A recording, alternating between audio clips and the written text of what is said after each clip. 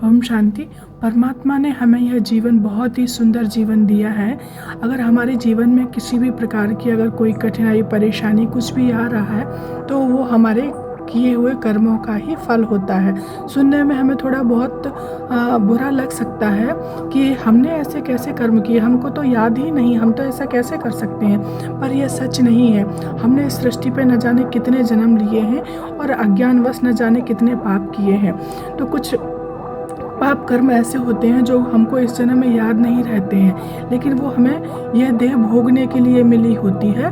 तो जब हम कोई कर्म करते हैं और उसको इस जन्म की जैसे कितनी बातें होती हैं जो हमको याद नहीं रहती है, समय के साथ भूल जाते हैं।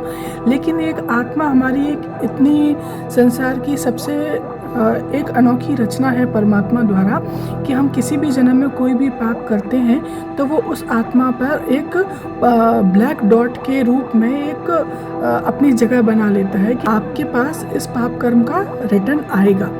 तो इस तरह से जब जो इंसान बहुत भारीपन फील करता है, हमेशा कभी खुशी का एहसास नहीं करता, तो इसका मतलब यह है कि उसके आत्मा पर बहुत ही विकर्मों का बोझ है, पाप कर्मों का बोझ है। कई बार हम देखेंगे कि किसी इंसान के पास कुछ भी नहीं होता, फिर भी उसके चेहरे पे बहुत चमक रहती है, बहुत खुशी रहती है। तो इसका मतलब यह है कि वह आत्मा खुशनुमा खुश दिल आत्मा है। उसके सिर पे किसी भी प्रकार की कोई भी पाप कर्मों का बोझा नहीं है। तो इसी तरह अगर हमारे पास सब कुछ होते हुए भी अगर हमारे दिल में, हमारे मन में खुशी नहीं है, तो इसका मतलब यह है कि हमने जाने अनजाने न जाने कितने पाप किए हुए हैं जिनका मेरी आत्मा पर बोझ है, विकर्मों का बोझा है। पर ये सबको समझ आता है कि हमें दुख है, परेशानी है, तो ज़रूर कुछ ना कुछ किया है। हर आत्मा को यह नॉलेज रहती है, लेकिन अब उसको यह नहीं पता कि उसको कैसे उतारें, उसको कैसे कम करें। तो हमारे ब्रह्मा कुमारीज़ में बहुत ही सुंदर रीति से विकर्मों के बोझ को कम करने के लिए, विकर्मों के बोझ को ख़त्म करने के लिए बहुत ही सुंदर सुंदर कमेंट्रियाँ बनाई गई हैं। उस कमेंट्री को भी आप सुनकर विकर्मों का बोझ ख़त्म कर सकते हैं। लेकिन एक इजी वे में मैं बताऊंगी कि विकर्म क्या है, कि जो ऐसा कर्म जो परमात्मा की याद में ना किया गया हो, और वही कर्म विकर्म कहलाता है। माना अगर मैं साथ में किसी भी कर्म को करते समय अगर मैं परमात्मा को याद में रखे हूँ कि मैं परमात्मा की संतान हूँ, परमात्मा मेरे साथ है, इस कर्म को परमात्मा देख रहा है, तो मैं उस कर्म को अच्छी रीति करूँगी और ऐसे करूँगी कि जैसे उस पर मेरे ऊपर पाप ना चढ़े। अगर मैं कोई दुकानदार हूँ और मेरे द्वार पे कोई अगर ग्राहक आए, मैं उसे अगर पुरानी चीज़ कोई दे रही हूँ, नई चीज़ बता के, तो फिर वो भी क्या हुआ, वो मेरे ऊपर विकर्म का बोझ चढ़ गया। एक छोटी छोटी सूक्ष्म से सूक्ष्म पाप की गठरी बनती जाती है आत्मा के ऊपर।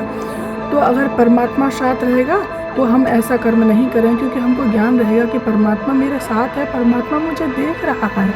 तो इस तरह से हम वो पाप करने से बच जाएंगे। तो उसकी विधि क्या है कि हम आगे से, जैसे अभी से हमको ये नॉलेज मिल रहा है कि हम जैसा देंगे वैसा हमको मिलेगा, या जो पाप कर्म हम कर रहे हैं इसकी गठरी मेरे सिर पर है। तो हम क्या करेंगे कि आज से हम जो भी कर्म करें हम आत्मिक स्थिति में होके करें। मैं आत्मा परमात्मा की संतान और सदैव मेरे पास है, सदैव परमात्मा सदैव मेरे साथ है।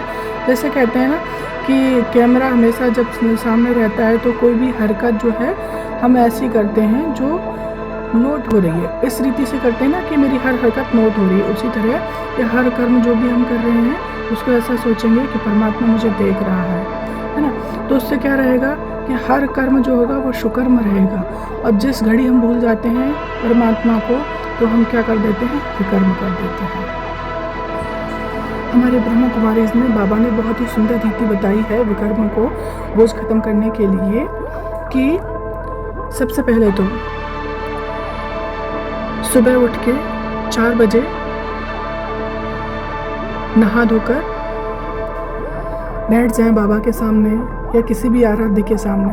अगर आप ब्रह्मा कुमारी को नहीं मानते हैं तो किसी भी आराध्य के सामने बैठ जाएं, खुद को आत्मा समझें और अपने परमात्मा को भी उसी स्थिति में देखें, आत्मा स्थिति में, कि परमात्मा जो है मेरे सामने आए हैं, एक सूर्य समान लाइट के परमात्मा का स्वरूप है, एक बहुत ही सुंदर सितारे के रूप में है जो मेरे सामने आए हुए हैं और हम उनके सामने बोल रहे हैं, हे परमात्मा, कि मैंने न जाने कितने जन्मों में मेरे द्वारा न जाने कितने पाप हुए हैं।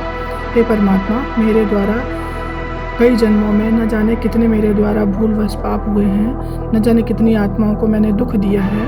तो मैं आज आपके सामने सबसे माफ़ी मांगता हूँ, सबके सामने माफ़ी मांगती हूँ। आप मुझे क्षमा करें और आप उन आत्माओं से मुझे माफ़ी दिलवाएं। ऐसे करके परमात्मा से दिल से माफ़ी मांगें। और न जाने कितनी ही आत्माएं हैं जिनका बोझ हम दिल में लिए हुए हैं कि मैं उसे माफ़ नहीं करूँगा, मैं उसे माफ़ नहीं करूँगी। तो आज परमात्मा के सामने बोलें कि हे परमात्मा, मैंने न जाने कितने जन्मों में कितनी आत्माओं से दुख पाया है, तो आज मैं उनको माफ़ करता हूँ, माफ़ करती हूँ दिल से। तो क्योंकि जो ऐसी जो दृढ़ संकल्प वाले निश्चय होते हैं ना, वक्त आने पे मैं उसे बताऊंगा, मैं ऐसे सुनाऊंगा, मैं ऐसे सुनाऊंगी, तो ऐसे दृढ़ संकल्प हम हमारी बुद्धि को बांधे रखते हैं, हम रिलैक्स फील नहीं करते।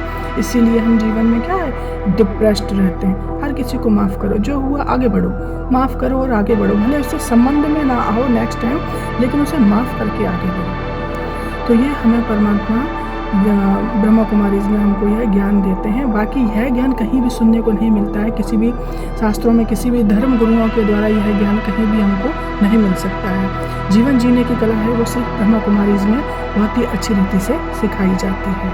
ओम शांति। Thank you Baba.